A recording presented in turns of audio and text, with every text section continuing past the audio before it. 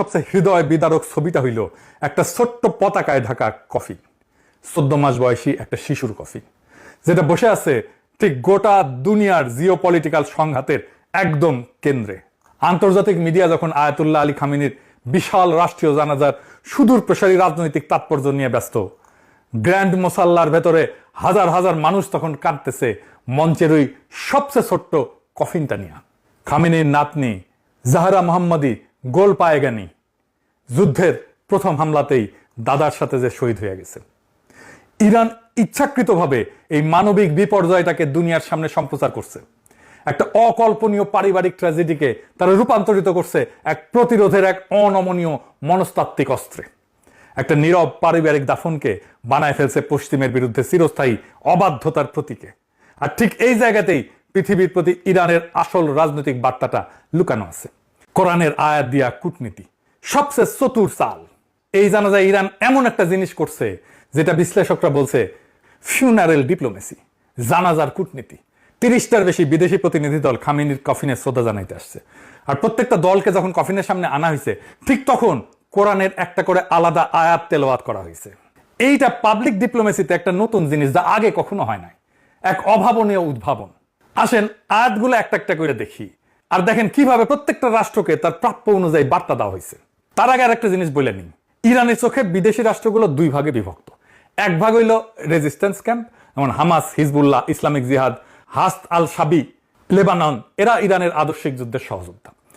Israel আমেরিকার বিরুদ্ধে একই কাতারের লড়াকুয়েরা, এদের আয়াত দেওয়া হয়েছে যুদ্ধ, অঙ্গীকার, শহীদ, বিজয়ের, অর্থাৎ তোমরা আমাদের সৈনিক, আমাদের সহযোদ্ধা, আমাদের কমরেড। আর এক ভাগ হইল মিশর, কাতার, তুরস্কের মতো রাষ্ট্র। এদের বেলায় ইরানের বার্তাটা মূলত তোমরা জানাজায় আসছো, আমাদের বৈধতা দিছো, এই জন্য ধন্যবাদ, কিন্তু তোমরা আমাদের যুদ্ধের সৈনিক না। তাই এদের দেওয়া হয়েছে প্রশংসার আয়াত, জান্নাত, সন্তুষ্টি, কিন্তু যুদ্ধ বা সহযোদ্ধার আয়াত না। হামাসকে কি বলা হইল? বাংলা হইতেছে মুমিনদের মধ্যে এমন কিছু মানুষ আছে যারা আল্লাহর সঙ্গে করা অঙ্গীকার সত্য প্রমাণ করছে। তাদের কেউ কেউ নিজেদের অঙ্গীকার পূর্ণ করছে, আর কেউ কেউ অপেক্ষায় আছে। তারা তাদের অঙ্গীকারের সামান্যতম পরিবর্তনও আনেনি, অর্থাৎ তোমরা কথা রাখছো, তোমরা আমাদের লোক। হিজবুল্লাহকে কি বলা হলো? বাংলা হইতেছে তোমরা দুর্বল হও না, দুঃখ করো না। যদি তোমরা সত্যিকারের মুমিন হও তবে তোমরাই বিজয়ী হবে। যদি তোমরা আঘাত পেয়ে থাকো, তারাও অনুরূপ আঘাত পাইছে। আমরা মানুষের মধ্যে পালাক্রমে বিজয় এবং পরাজয়ের দিন ঘুরায় দিই, আর আল্লাহ জালিমদের ভালোবাসেন না। নাসরুল্লাহর মৃত্যুর পরে ভেঙে পড়া হিজবুল্লাহকে সোজা সান্ত্বনা আর সাহস। ফিলিস্তিনি ইসলামিক জিহাদকে বলা হইল সূরা আল ফাতের আয়াত। বাংলা হইতেছে যাতে আল্লাহ তোমার অতীত এবং ভবিষ্যতের ত্রুটি ক্ষমা করেন এবং আল্লাহ তোমাকে এক মহাবিজয়ীর সাহায্য দান করেন, সুস্পষ্ট বিজয়ের বার্তা।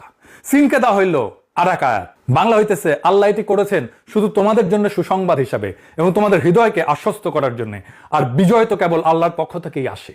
একটা ইতিবাচক বন্ধুত্বপূর্ণ আয়াত।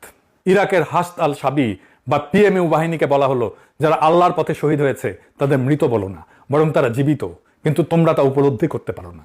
শহীদের মৃত্যুর আয়াত। আর এবার সবচেয়ে আলোচিত এবং সবচেয়ে ধারালো আয়াতটা সৌদি আরবকে। যখন সৌদি প্রতিনিধি দল কফিনের সামনে আসলো, তখন পড়া হলো সূরা আল ইমরানের 13 নম্বর আয়াত, বদর যুদ্ধের আয়াত। রিডার সাহেব শোনান।